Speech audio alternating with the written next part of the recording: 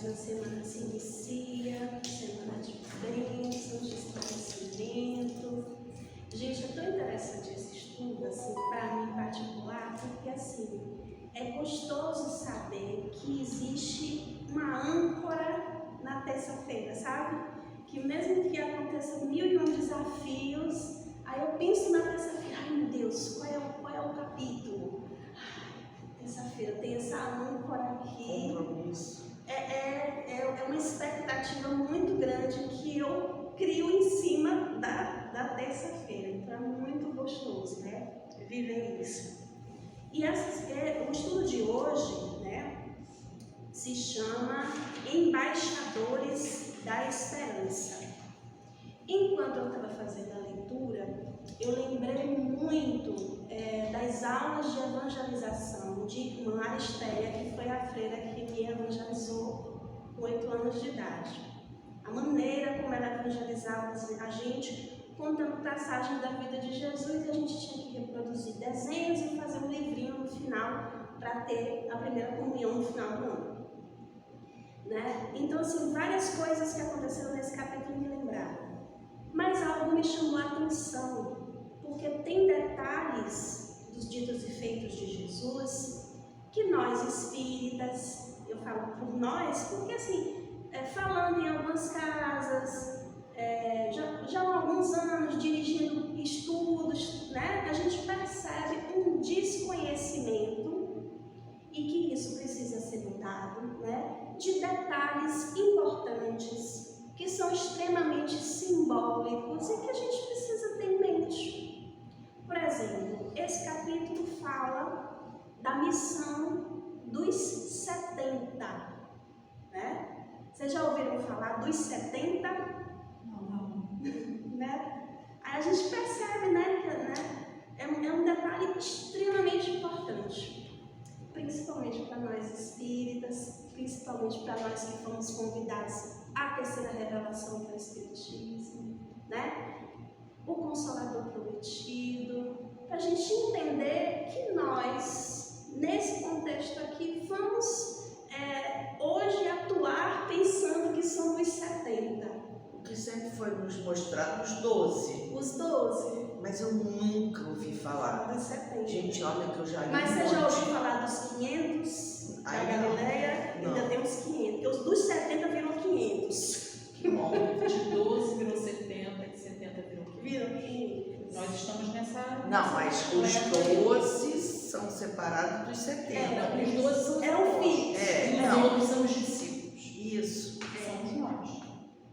Mas E que assim, aumentaram. E os 70 é muito interessante isso, porque assim, aqui mostra um recorte passado uns 2 anos após o encontro com João Batista. Lembra do encontro com João Batista? Mário não estava, né? Mas foi aquele encontro, Mário, que ele teve com João Batista, onde a profecia, né, de encontrar com o Messias e o Messias ser batizado nas águas do Jordão. Não? Conhece. Então, assim, foram 2 anos aqui. João E aqui- Batista era primo de Jesus. Primo de Jesus. Porque no filme hoje eles se encontraram. João Batista ia para a cidade para falar contra Herodes, porque Herodes tinha. Aquela fofoca. Aquela fofoca. E Jesus falou para ele tomar cuidado. Porque o filme não, né? O filme às vezes tem algumas nuances a mais, porque é um filme, né? Sim. Mas assim, não quer dizer que tá tudo ali como, né, a gente entende aqui das obras. E aí fala de uma cidade específica, que é a cidade de Betabara, ou Casa da Passagem. E demonstra, né, geograficamente, na região do Rio Jordão. O Rio Jordão é justamente aqui no local onde João Batista fazia suas pregações às margens do Jordão e onde ele batizava as pessoas, né? Então Jesus voltou a esses sítios para um momento muito especial. Aí eu fico pensando assim, gente, como é que ele conseguiu, né? Marcar o encontro Meus amados discípulos, lá na região de Betabara, na região do Jordão, vamos ter um encontrão, sabe?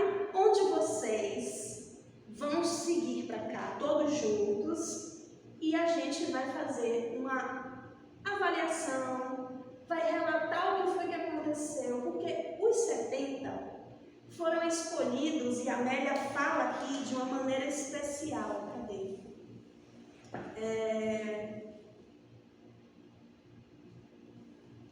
O mestre fizera amigos entre os que o ouviam, todos eram beneficiários do seu amor e tudo fariam para atestar-lhe gratidão.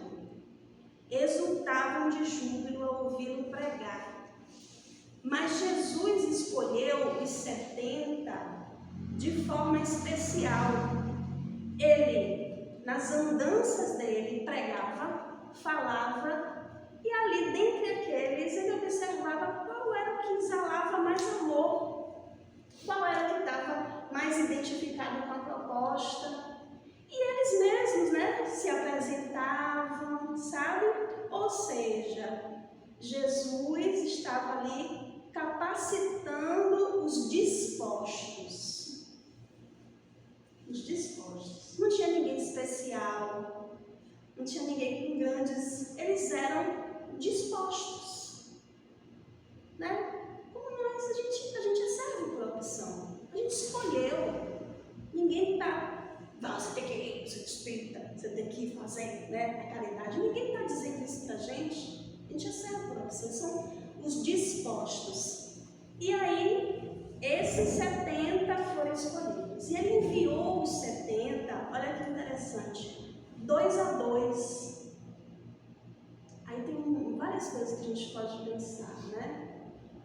Nunca sozinhos, né? Sempre com alguém. E isso é um hábito muito comum das religiões neopentecostais. A gente vê 2 pessoas, né? Entregando mensagem, batendo na porta, sempre 2 a 2. A gente nunca parou para pensar nisso, não foi? Então tem a ver com isso aqui, com a escolha dos 70. E aí rolou um encontrão em Betabara. Então todos os 70, depois de ter ido a várias partes, voltaram para poder relatar o que foi que aconteceu, as suas experiências, e ali ouvir do próprio Rabi as recomendações. E o Rabi ali com os 12, sabe?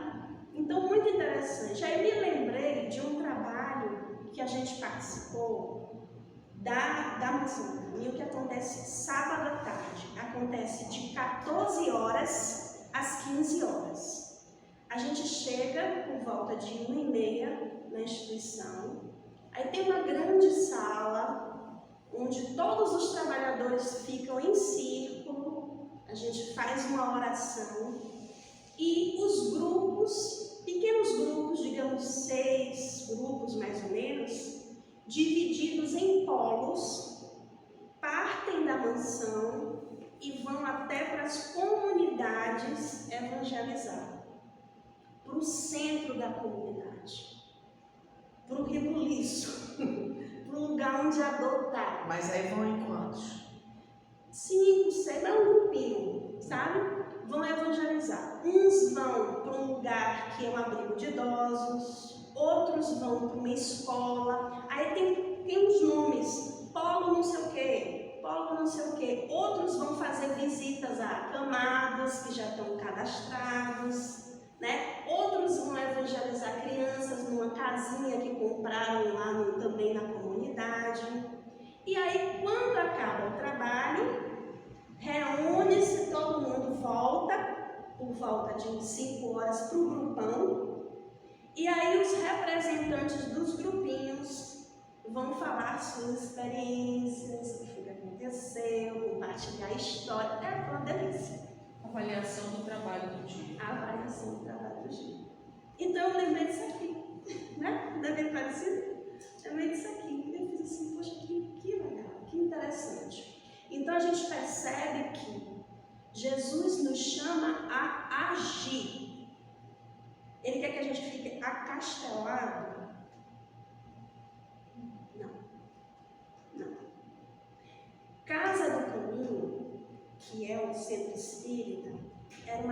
casa de acolhimento, de passagem, de referência, de refazimento, de cura, de rememorar Jesus.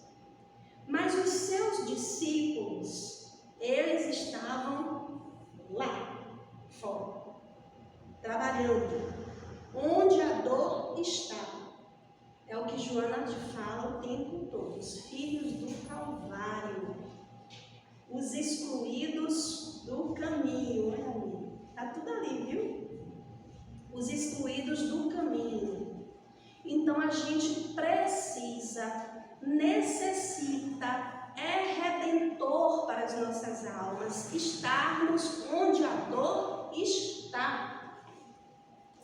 Porque se ficarmos acastelados dentro de um centro espírita, só na intelectualidade, decorando a questão do livro dos espíritos, né? É importante o compromisso doutrinário? Claro, Kardec só nas nossas vidas, a gente deve estudar, a gente deve mergulhar na doutrina, mas é só isso? Não. Não é só isso, entende? Então é muito preocupante quando numa casa do caminho, pessoas estão acasteladas nos seus dramas morais e não saem da sua situação para ir onde a dor está. Meter a mão na massa, porque um peregrino tem os pés empoeirados. É preocupante. Então, assim, os embaixadores da esperança, os 70, são os 70 em ação no bem operante. E ação no bem operante é você estar, além de disposto, disponível. Porque acontece assim, gente. Os céus, os bons espíritos olham, poxa, Daniela, olha como ela está. Ela está tão envolvida no trabalho, está sensibilizada, né? Está vindo para os estudos, está fazendo reflexões importantes na vida dela, mudanças na vida dela. É tudo que a gente queria. Ela está abrindo o canal para a gente trabalhar, né? E a gente estava esperando esse momento há muito tempo. Então, o que a gente vai fazer? Está na hora, né? Dela trabalhar? Vamos intuir. Vamos lá, uma funcionária, uma amiga, de repente, recorre a ela. Numa situação de dor, numa situação de drama material também muito grande, né? E vamos ver se Daniela realmente está disposta? Vamos colocar esse teste aqui para ela. Se ela passar nesse teste, a gente capacita mais ela, porque ela vai ser um braço de Jesus. É assim. E aí, a sua vida, a sua casa, seu lar, se torna um ponto de luz. A psicosfera muda, tudo fica preparado, porque é do interesse da luz, do bem, dos bons espíritos, que você trabalhe e opere com Jesus, com eles. É do interesse. Então, foi o que aconteceu aqui em Betabá, um encontrão do Evangelho, né? Então, assim, coisa mais linda. Não sei como Jesus conseguiu fazer isso, se psiquicamente juntou todo mundo para estar ali, porque são distâncias, gente, são quilômetros, naquele dia e naquele lugar. E era um mês de outubro, já era um mês frio, né? Vento, né? E aí a gente vai ler aqui. Amélia diz aqui no primeiro contexto que os discípulos estão tristes por conta da notícia que João Batista foi decapitado, né? É natural. Imagina, um dos nossos, aquele que antecedeu Cristo, que já estava atuando ali com fervor como ele era, ele foi decapitado. Né? Então, pairava um ar de tristeza ali em relação ao Batista. Né? Então, assim, Eles chegaram em grupos provenientes de vários lugares. Durante todo o dia apareciam descendo as encostas do rio na direção de Betabara. Então foram chegando. Traziam no semblante as alegrias indizíveis da tarefa cumprida e do dever concluído. Gente, vamos parar aqui. Eles traziam no semblante alegria. Aquele que encontrou Jesus, ele naturalmente é alegre.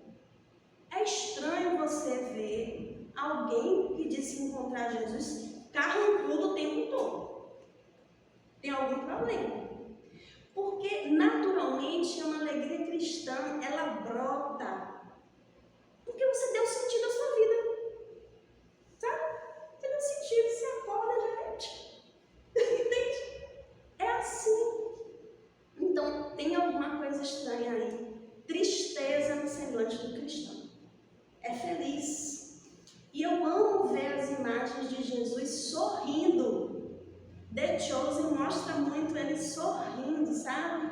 Assim, amigão. Eu fiz de coisa linda. Adoro ver Jesus sorrindo. Porque pense, o amigão, aquele que se importa com você, o semblante, né, sorrindo. Teve momentos de dor que ele chorou, tem. De profunda dor. Mas ele estava anunciando algo de transformador para a humanidade. Tinha como ele se entristecer com isso, né? O bom pastor estava com as suas ovelhas, estava perto. Mas quando eu estudei, enfim, bota passada nisso, o que me passaram era um Jesus triste, sofredor, pesado, com todas aqueles, enfim. Não me passavam o Jesus alegre, o Jesus amigo, entendeu? Acolhedor. Acolhedor, sim, mas era na doença, entendeu? Eu tinha uma outra visão. Já há algum tempo que, quer dizer, enfim, já tem uns anos que eu falo, gente, não, é alegria, o pai da gente quer ver a gente feliz. Você não quer ver seu filho, não, tem que ser up. Aí eu mudei a visão, entendeu? Mas o que nos era passado, pelo menos para mim, vocês devem ter tido isso, uma visão muito down, muito pesada. Eu já falei aqui que eu fui criada na igreja católica, né? E a igreja aqui de Macabu, você entra do seu lado direito, tem lá um coisinha, com Jesus deitado lá, com um paninho roxinho, que eu não sei se hoje é o Senhor morto na igreja. Ele lá, sabe? Com aquelas chagas, descendo sangue. Então, assim, o que eu carregava comigo era um Jesus morto, e dor, e tristeza. E aí entrava. Aí entrava na igreja, a gente tinha que ir ali. A gente tinha que ir ali, quando pequeno, ajoelhava, beijava a testa desse Jesus. Ah, que bom que você E beijava a saía daí testa. chorando. Porque eu tinha que beijar as chagas. Levantava o lençolzinho assim para beijar as chagas. E eu dizia, eu não vou fazer isso. E a minha mãe, vai fazer. E eu não vou. Eu me recusava. Entendeu? Era um peso muito grande que me passaram e que eu vivi. Mas depois eu carreguei essa questão como um sofrimento. Era olhar para Jesus e chorar. E, assim, crucificado. Sim. Crucificado. Né? Aí E depois ainda você vai dizia, fazendo minha máxima culpa, Né? Então, assim, e culpa aprisiona, né, gente? Culpa aprisiona, paralisa, né? Então, assim, como é que e isso... domina. Isso, também. Claro. Não, o que a gente, eu posso falar assim, eu não conhecia. Sabe como é que é? Para mim, Deus era aquele ser todo-poderoso, aquelas coisas que eu já falei aqui. Jesus era tipo um desconhecido que perdeu tempo sendo crucificado. Que ele vai tirar a culpa de quem? Um monte de gente fazendo troço errado. Isso eu sabia desde criança, né? Porque eu não fui aquela criança, tipo, eu era muito. Fazia muita coisa, brincava, o tempo todo brincando, as coisas mais loucas assim, depois de mais maior, mas assim, pra mim era isso aí, tinha na minha cabeça era isso, eu até revoltada por causa disso. Jesus morreu na cruz, vai tirar de quem? As pessoas continuam fazendo a mesma coisa, aquela coisa assim, tirou o pecado de quem? Deu a vida pelo mundo, as pessoas fazendo a mesma coisa, pra mim, uma perda de tempo. Jesus perdeu o tempo dele. E Deus era, né? Você estava no trono, aquela coisa assim, então era só. Essa era a sua Era visão. só revolta. Uma coisa muito distante. Distante. Muito distante. Nunca ia alcançar essa luz, nunca ia alcançar. Gente, e essa distância de Jesus é muito comum também em nós espíritas. De colocar Jesus lá. Ou então, assim, de sempre precisar de intermediários por achar que não vai alcançar, sabe?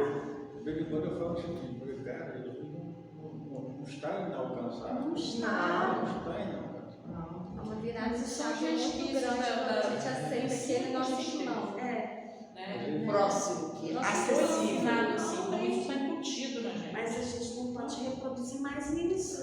Fala assim, perdoa o Valdir mas Mas esse negócio aí, cara, eu viajava, eu ia de moto, saía por aí de moto, era Jesus do lado, gente. Você acha que ia fazer como? Eu sozinha, Jesus do lado. Segurando. Então eu colocava assim, a proteção do lado, entendeu? Ele era Jesus. Mas isso depois, eu já era espírita depois.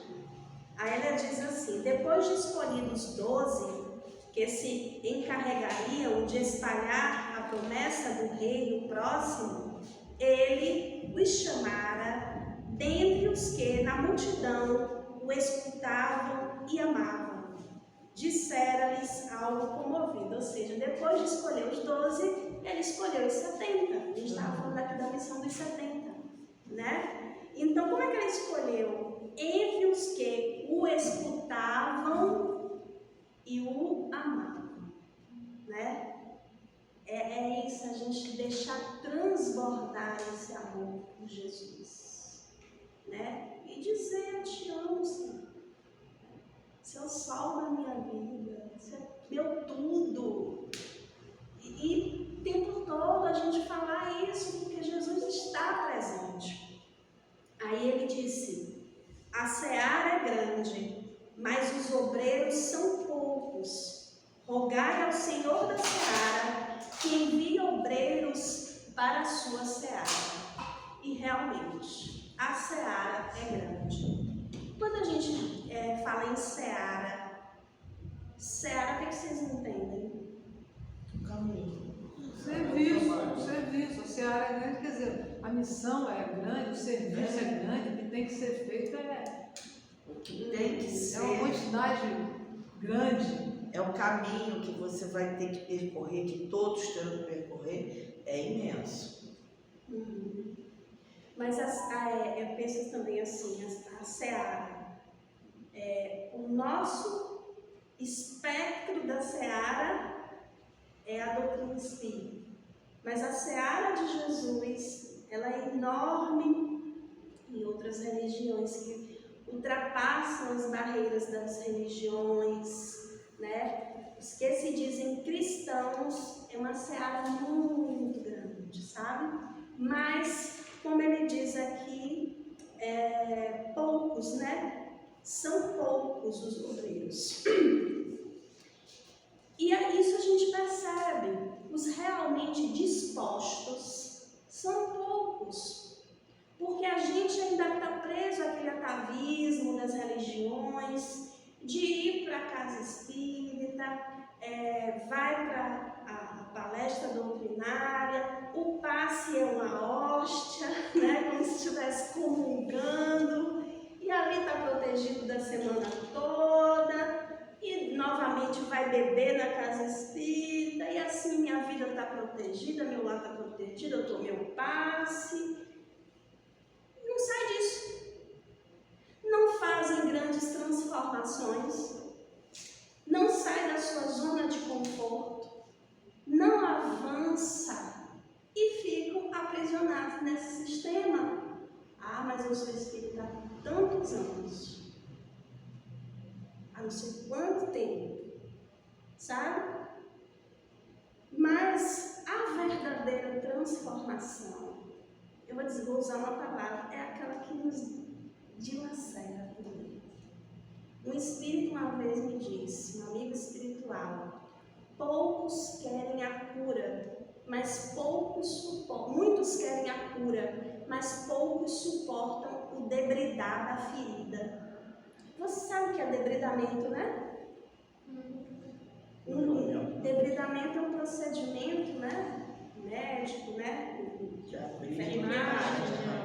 De enfermagem, onde tem uma grande queimadura, uma grande ferida, algum tecido necrosado, onde é necessário esfregar aquela parte do tecido necrosado para que renove, para que novamente a circulação sanguínea volte e o corpo faça o processo de cicatrização. Esse debridar da ferida, a gente não quer. Vai doer. Olhar para a dor dói, Né? Dói. Né? É ralar a cara no asfalto. As dores são isso, né? As dores, se a gente resistir, ela vai você não tratar dela, Ela aparece você não olhar a causa, de diversas formas, mas é a mesma nuance, sabe? É tudo que a gente precisa, e são situações parecidas. Mas por que na minha vida isso fica se repetindo o tempo todo? Porque eu não olhei para esse lado. A gente quer, o nosso destino é a plenitude. Enquanto a gente não se conscientizar disso, vai se repetir. Vai se repetir.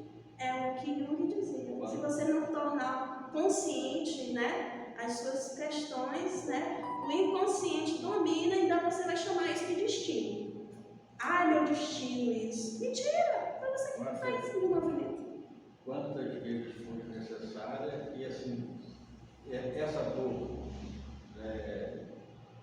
não te fez mudar? Mas com todo o amor possível, né? Com todo o amor que Deus manda para ele. Vai doer mais um bocadinho. Aí o que acontece? Para a gente ficar presa na zona de conforto, a gente não quer abrir mão de muita coisa que nos adoece. Eu vou falar aqui das situações de relacionamento que nos aprisionam. Família. Quantos vivem na linha do tempo da mãe, do pai, da irmã, sendo aprisionados ali, perdendo a sua identidade, se descaracterizam, perdem a identidade, ficam ali aprisionados naquela linha do tempo de outra pessoa, sabe? Fazem quadros depressivos, começam a tomar remédio. Por quê? Porque não está no seu lugar no mundo. As pessoas têm medo de ser protagonista da sua própria história. Medo de ser De protagonista. assumir, né? Porque você não culpa mais o outro. Você passa a Isso. assumir as consequências. É mais fácil. Mais fácil. Não, e tudo na vida a gente tem essa primeira atitude. Nunca somos nós que erramos. Sempre é o outro. E eu estava ouvindo um evangelho desse que eu ouço lá de Sacramento, e a dona Célia falando que, por exemplo, Você sabe? não sei o sobrenome dela. Dona Célia, ela é sobrinha neta de Eurípides de Barçanus. E aí ela estava falando, explicando o evangelho, faz o evangelho todo dia de manhã, 30 minutinhos lá.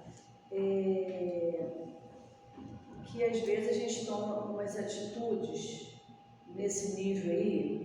Por exemplo, a casa espírita está com o seu trabalho, né?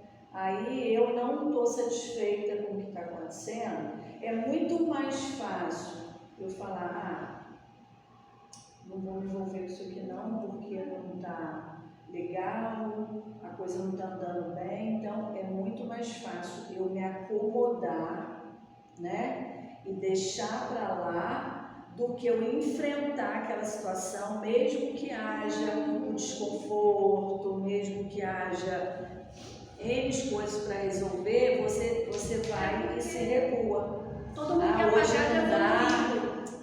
Eu não vou me meter naquilo lá não, aquilo para lá, não vai dar certo mesmo, ou então tem gente para fazer, eu não vou fazer, né? Não precisa de mim. Mas isso não é só nisso. Renata na Vila Barata. Boa noite. Ai, querida, minha carne ficou dentro da quitanda. Meu feijão. Gabriela falou, Daniela até mandou mensagem para a Gente, né? vamos Falar o ver. feijão e a carne. Senão a gente perde aqui. E aí, fechando, É só levar. Pode levar o que está aqui. Depois que sobrar. Depois a gente vê o resto. E pega um iogurte que está na geladeira para mim. Certo? e aí ela falando que nós temos muito esse hábito de deixar para lá. E aí entra na questão familiar, que é aquele familiar que te incomoda, que te tira da zona de conforto. O que você faz com ele? Você larga esse familiar para lá. Ele é isso, ele é aquilo, ele é enjoado, ele não chega junto, né, vamos dizer, nas opiniões, né, não concorda com as coisas, então vai ser sempre um Porque caldo. a gente não quer se posicionar. Quando a gente se posiciona, a gente fica sujeito a críticas, a julgamentos. Então a gente quer sempre prosar de alegria dourada que nasceu no nome de Jesus semear. Né? Sempre quer pagar uma de evoluído. Eu estou evoluída, então eu não vou me posicionar com o fulano, porque eu sou evoluída. Então eu prefiro, vou me ausentar do trabalho. Eles que se viram. Né? Gente, e o compromisso com Jesus, com a seara, né? Aí, orgulho e egoísmo é chaga da humanidade, mas ninguém é orgulhoso, né? Ninguém é egoísta, isso aí não é orgulho, né? É o egoísmo. A gente precisa trazer as lições para a vida prática, observar no nosso dia a dia como é que está o nosso posicionamento enquanto cristão, em todo lugar, sabe? Falou alguma coisa, mexeu aqui dentro e está me dando alfinetada, é comigo, ressoou em você? Ok, ressoou, mas por que ressoou em você? Né? Está acessando o que em você que te incomodou tanto? Que ferida é essa?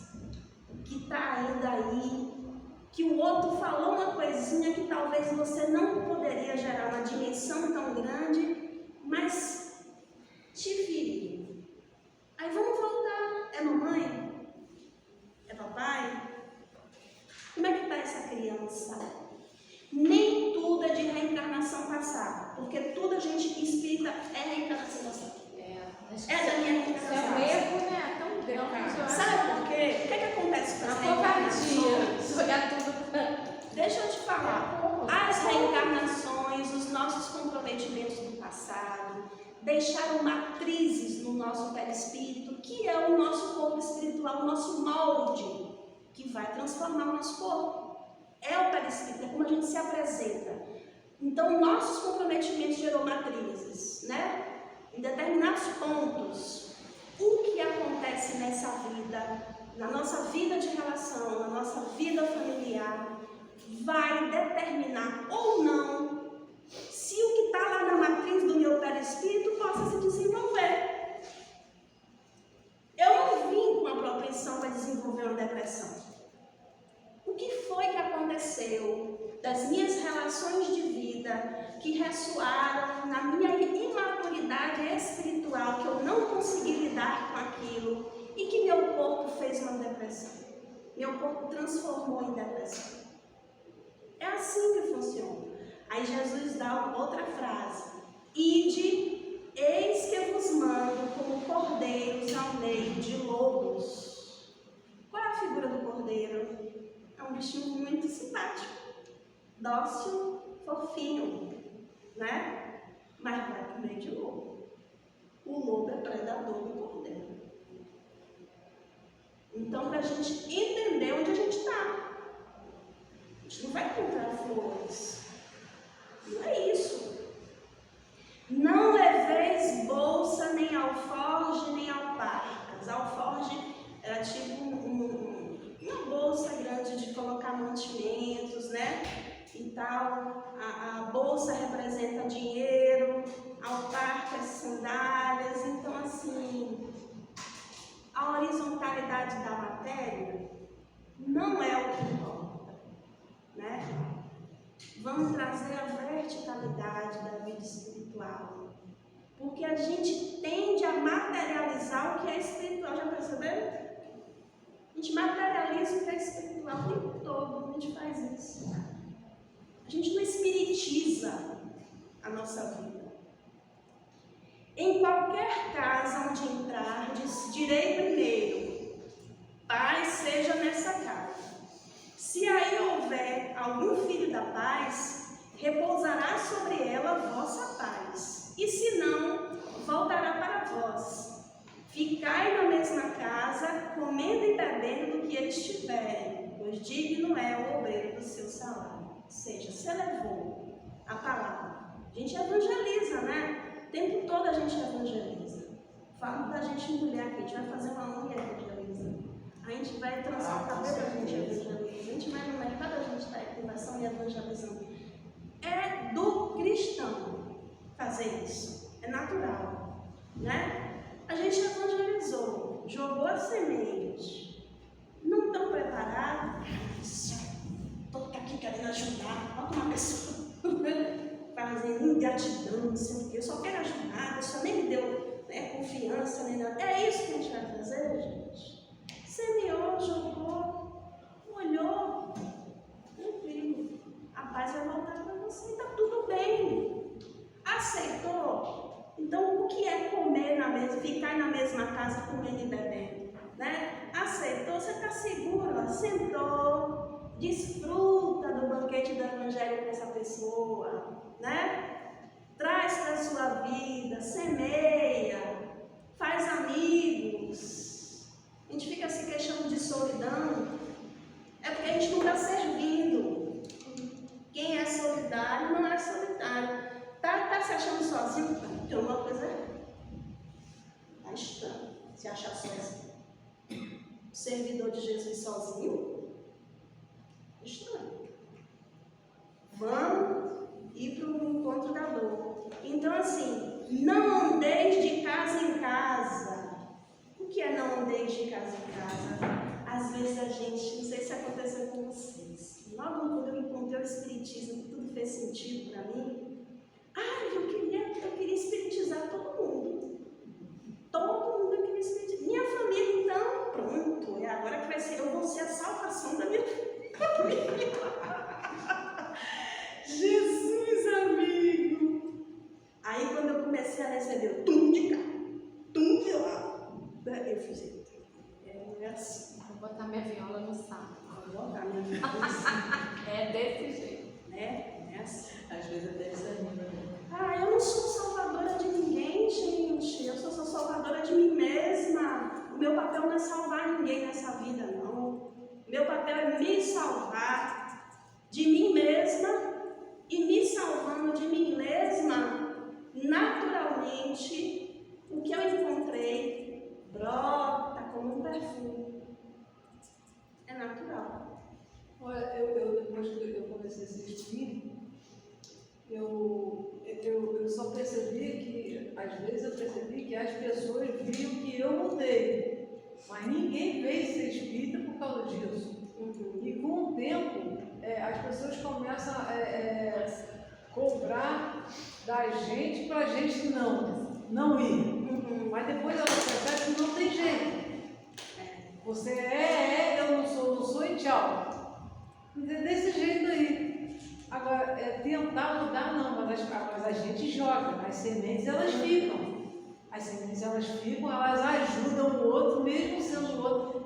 Não que a gente se ache tal, não é isso, porque ninguém também é obrigado, mas sempre Mas na tem nossa gente na posição de Salvador. viu? Mas na Quero nossa. salvar Não, Deus não, e o mundo. não salvei, nunca me pus nessa posição, não salvei ninguém. Sabe como é que é? Graças a Deus que sobrevivi, porque eu sei o que eu era e o que eu vinha a ser, entendeu? Então não adianta, a gente não muda ninguém. As pessoas só mudam quando a situação faz bem para elas, entendeu? A gente só muda quando é bom para a gente. Até as relações no mundo são assim. Quando você está com alguém, você não muda por causa daquele alguém. Você se adapta à situação, porque viver com aquele alguém é melhor do que viver sem aquele alguém. Entendeu isso? Em qualquer cidade em que entrardes e vos receberem, comei do que vos puserem diante. Ou seja, vamos conviver, conviver, né? Comer, morar. Conviver ao redor da mesa. O legal é que a gente sabe uma série de coisas do mundo, é que você faz conhecidos, você tem papo com todo mundo, qualquer hora, você pega uma carona com uma pessoa desconhecida, quando chega no final da viagem, a pessoa vai lembrar sempre de você e você dela. Essa é a questão. Depois de não ficar entrando de casa em casa, né? A gente tem um relance, vai passando assim, meio mal automático. Sem olhar, sem analisar. Sem analisar, né? A gente quando olha Jesus, né? Como modelo do mestre guia, né? Você foi Jesus estava lá em cima, né? Em todas nas alturas, né? Espirituais. Aí ele desce, sujeito ao corpo, a viver tudo ali, né? Então, assim, quando ele vem, ele desce, ele se sujeita ao corpo, a uma terra daquela, deve ser né? Inóspita, né? Naquele tempo, né? Porque Jesus, As pessoas eram rudes. ele já passou a região, o mundo dele é extremamente evoluído em relação àquele mundo que ele estava, né? Então ele veio sujeito a isso tudo, vivenciado, né? O tempo todo vivenciando. Então o que a gente tem que fazer, nós não mudamos ninguém, a gente não muda ninguém. Jesus nunca atribuiu um milagre dele como se ele tivesse sendo feito. Você, a sua fé, né? Então, Você é merecedor. Você é merecedor disso, você se transformou, a gente só mostra o exemplo, né? E aí, o que ele fez? Ele vivenciou. E se ele tivesse, na hora da crucificação dele, se ele fosse assim, larga essa turma, pô, eu vim aqui falar o bem, viver o bem, o tempo todo essa turma está me chicoteando, né? Mas aí não era Jesus, né? Ainda voltou redivivo. Ainda voltou, assim, né? Conviveu. Voltou e falou assim, olha, é isso, né? É isso. Curai os enfermos que nela houver, e dizei-lhes, é chegado a vós o reino de Deus. Mas em qualquer cidade em que entrardes, e não vos receberem, saindo por suas ruas, dizei, até o pó que da vossa cidade se nos pegou, sacudimos sobre vós. Sabei com tudo isto, que já o reino de Deus é chegado a vós. Ou seja, sai. Não recebeu a mensagem? Tranquilo. Cuca fresca. A coisa fica com o que é seu, eu levo o que é meu. Tá tranquilo. Eu tinha uma pessoa conhecida que a gente foi fazer um culto no lar de uma pessoa e lá tinha alguém que era no evangelho, né? E a pessoa queria doutrinar, né? Gente, que pretensão é essa? Somos todos cristãos. Quando você desencarnar, você vai ver que eu estava certa. Gente, que é isso? É um desrespeito você ofender a crença do outro. Somos todos cristãos. Não, e muito pesado ele achar que ele tem Olha o Salvador aí. que ele tem o papel disso, ele tem essa responsabilidade, porque ele acha que ele está certo, ele acha que ele tem essa responsabilidade sobre os outros. É o que você falou, a gente tem responsabilidade sobre a gente mesmo. E a gente se melhorando vai reverberar em todos os nossos, né? É sempre por nós. É sempre por nós. E isso é tão libertador quando você começa a entregar, né? É meu pai, é minha mãe, é minha irmã, mas ele é ele. Né?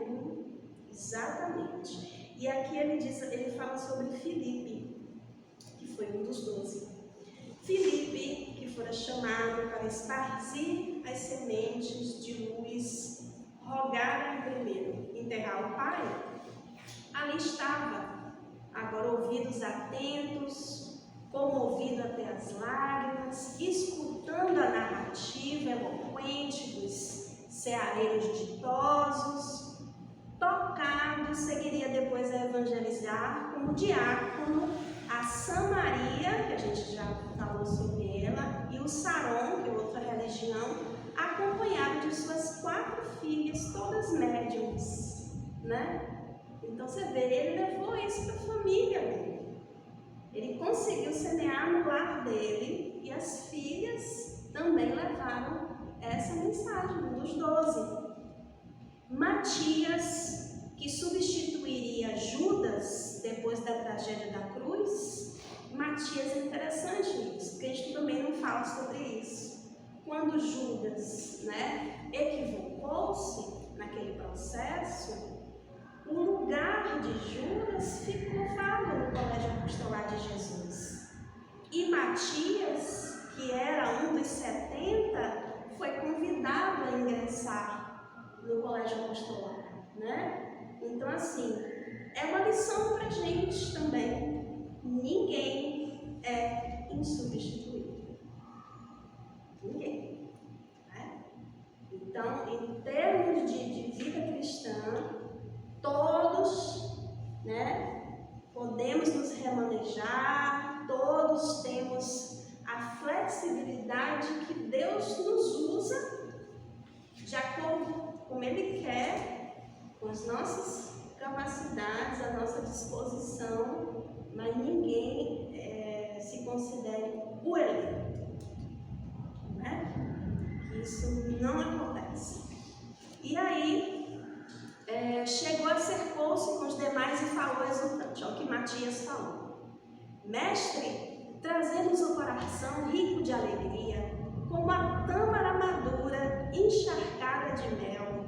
Aí Jesus diz: Felizes vós que pudestes amanhar o solo dos Espíritos. Aí Matias: Quando nos ouviam, pareciam escutar-vos a voz, e a palavra em nossa boca se enriquecia de eloquência e melodia, vibrando musical, saber que perturbava os mais sagazes e astutos. Era como se estivéssemos tomados pelo Espírito Santo.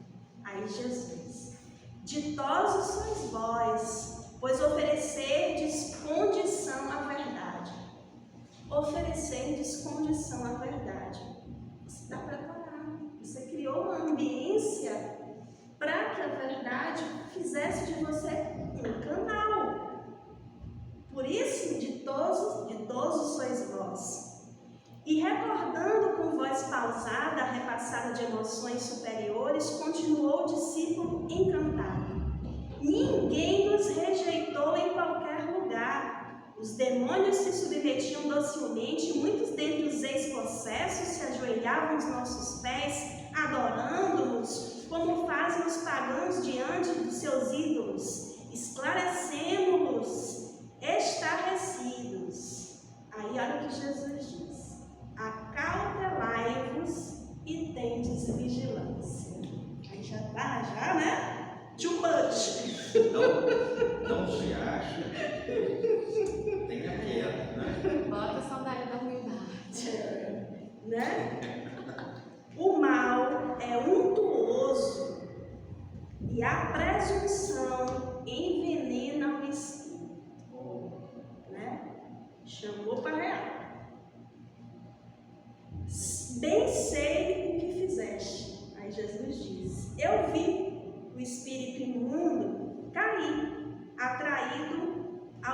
malabarismos, mas isto não é o bastante. Você está achando demais isso, mas não é o bastante, é só um detalhe. E aí eu estava conversando com o Ângelo essa semana, né? Médium, todos nós somos. Sim. Alguns com as suas nuances maiores. E mediunidade tem uma coisa, gente, é como se fosse assim, um vasilhame que está ao relento na rua, que está ali cheio de fuligem, de carro, de poeira, de folha. Aí vem a chuva, enche de água, né? E quanto mais a chuva está enchendo de água, mais aquela sujeira lá do fundo, ela vai subindo, vai limpando, até que um dia esse vasilhame está limpinho. Mas isso é tempo, isso é dedicação, isso é esforço, isso é fazer o debridamento, esfregar a cara no asfalto, né? É isso. Essa é a mediunidade com Jesus. Mas tem pessoas que têm uma facilidade nesse intercâmbio muito grande, né? Que tem uma facilidade de percepção muito grande, é uma antena. Entrou no campo, captou, percebeu, viu, ouviu, relatou, que não está aqui no centro espírita, que estão andando aí na rua, com a mediunidade muito mais ostensiva do que qualquer um de nós. A mediunidade independe do seu lado moral. A mediunidade é uma faculdade orgânica também. A pineal é a nossa anteninha, os seus cristais de apatita geram um campo eletromagnético. Todos temos uma anteninha aqui, no cucuruto aqui, cuidando suas anteninhas, né? E não quer dizer que a nossa percepção mediúnica nos torna seres específicos. Vamos parar. Segura a onda aí. Mas eu vi uma vez, porque uma pessoa mais com uma intensidade maior, menor, de mediunidade, essa coisa assim, são dívidas de compromissos, assumidos, não é porque é Privilegiado. privilégio, não, é missão. E outra coisa, Dever. maior mediunidade que não está educada, maior a perturbação. Maior perturbação, exatamente. Maior perturbação. E a gente pode dar um exemplo, sem fazer juízo de valor nem julgar. Um médium famoso de cura, recentemente, que aconteceu. Sim. Né? Então, isso quer dizer que vós sois deuses. Podeis fazer o que eu posso muito mais. Mas com ele, tudo é diferente. A nuance é diferente. Mediunidade com Jesus é uma coisa. Mediunidade, todo mundo tem, desde que o mundo é mundo. Vamos parar com isso de achar que a gente só descobriu mediunidade no espiritismo. Mas é que eu te pergunto, a mediunidade não trabalhada ou mal trabalhada, ela não por si só, ela não se diminui? Se fica estagnada? Não, ela se degrada. Não. Quando ela é mal usada, ela se degrada. Continua médium. Você continua médium. Você vai se piorando moralmente, você vai se comprometendo. Você vai, quando você está usando a sua mediunidade, Eu entendi o que você quis apanhar. Digamos que a gente está na tarefa do bem. Já está comprometido, né? Muito foi dado. Começa a exercer a sua mediunidade. E aí fulano vai lá e fulano, porque fulano é certeza. Diz cada coisa, o menino vai lá. E aí um vai, outro vai. E aí começa o médium principal da casa. E aí a pessoa não tem suas questões trabalhadas, internas. E aí tem uma brechinha, a brechinha da vaidade, os obsessores cobradores estão ali. Eita, que agora é que eu vou entrar. Vamos fazer a festa aqui. Abriu a porteira. Por misericórdia, pode ser que é a espiritualidade, para que a criatura não se comprometa mais, vamos segurar a onda de fulano, né? É que eu entendo. Mas não é regra. Não é regra. Não é regra. Vocês têm um exemplo claro, se conseguir exemplificar para amanhã. Você nasce com um dom de pintar. Você pode passar a sua vida inteira sem pintar, sem descobrir um pincel. Ou tem que se descobrir, você pode pintar e você pode se desenvolver ou não. A habilidade você vai ter. E tem gente que vai pintar sem Jesus, pinta pornografia, com Jesus pinta o amor. Entendeu? Sim. Você tem essa comunicação, você tem, a habilidade ela existe. Né? Se você desenvolver e entender ela, você vai se, Meio equivocada de usar o que. Eu passei, depois que a gente comecei a ir para o centro estudar uma coisa, outra, eu comecei a entender o que é a mediunidade e comecei a enxergar a minha mediunidade, as horas que eu recebo. Eu entendo perfeitamente nas horas que eu estou, que está acontecendo. A Dilane mandou um meme pra mim. Aquele meme, oi, oi, oi. É assim, gente, o meme onde o médium tá, né? E aí os espíritos o dia todo tentando comunicar. Oi, oi, oi, oi. Né? É assim. E aí ele diz aqui, não vos alegreis porque se vos submeteram os espíritos. Alegrai-vos antes por estarem os vossos nomes escritos nos céus. Então assim, não fique alegre porque você, por um poder, os espíritos submeteram a sua ordem. Não é isso. Mas porque no exercício da mediunidade com Jesus, né, o nome está escrito no reino dos céus. E tem até um encontro, né, que Divaldo fala do nome escrito no reino dos céus, alguma coisa assim. Eu vou pesquisar para vocês, depois eu digo. E aí Jesus novamente dá as recomendações. Tudo por meu Pai me foi entregue, e ninguém conhece quem é o Filho senão o Pai, nem quem é o Pai senão o Filho, e aquele a quem o Filho o quiser revelar. Aquele a quem o Filho o quiser revelar. Né? Bem-aventurados os olhos que veem o que vós vedes. Profetas e reis desejaram ver o que vós vedes, e não viram, ouvir o que ouvis, e não ouviram. Pesado silêncio caiu imediatamente sobre todos. As árvores balançavam levemente. O canto do Jordão, no vago largado pelo cheiro, invadia as cercanias. O mestre retirou-se. Os 70 e os 12 procuraram as tendas. Os ouvintes se dispersaram. Aí vem a Amélia concluindo.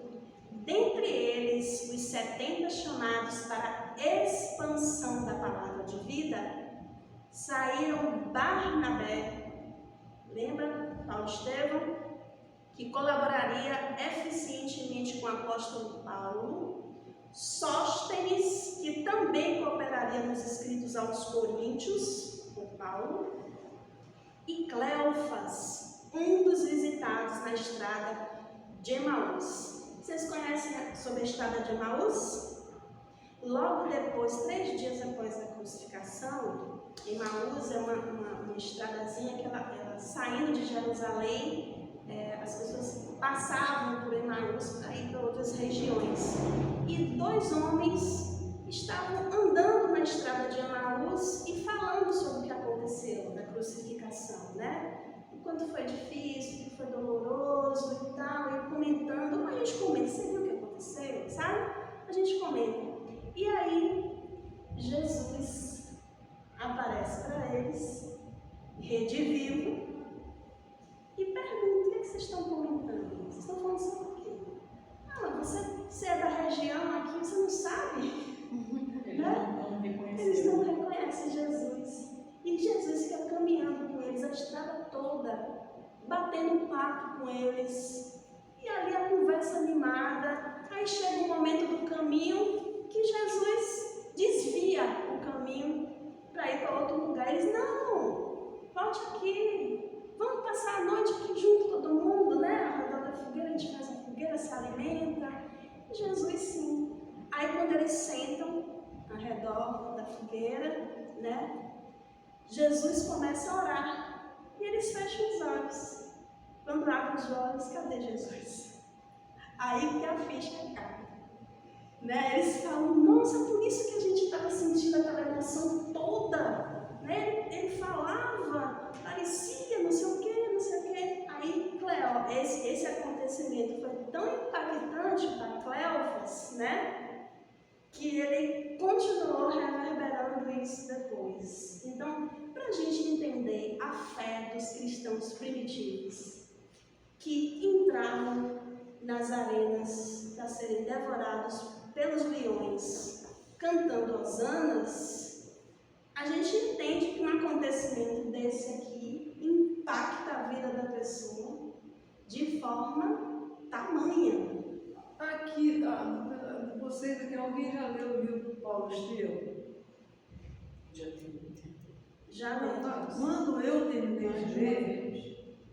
terminei de ler, eu li, eu vontade de parar tudo da minha vida e sair todo mundo falando sobre Jesus. É emocionante. Aí ele diz aqui, é uma coisa. ter os nomes escritos nos céus para servirem sem cessar a causa da verdade, encaminhadas periodicamente da terra. 1000 vezes seriam convidados à atitude branda de ovelhas entre os lobos do caminho evolutivo. Renasceriam na indumentária carnal séculos em fora, recordando os ensinos do Rabi, investidos dos recursos de submeterem os espíritos das trevas, portadores do verbo inflamado, da pena rutilante, preparando os dias do Consolador nos longes do futuro.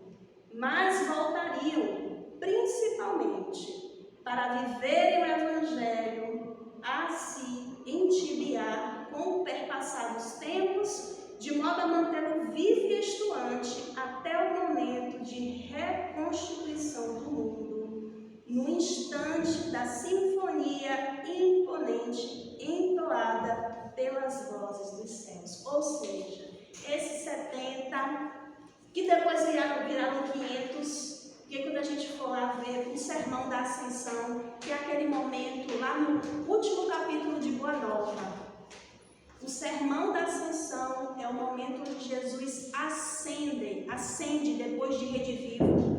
Ele ascende definitivamente aos céus. Então, ali naquele momento, na Galileia, esse evento se chama os 500 da Galileia, por isso, né, reúnem-se 500 pessoas para ouvir as recomendações de Jesus para o porvir. Aí uma das palestras do Divaldo Franco, ele falando, né, de alguns que deixaram rastros de luz da humanidade, que estiveram ali entre os 500, né, da Galileia. A gente pode identificar algumas pessoas que tiveram, né?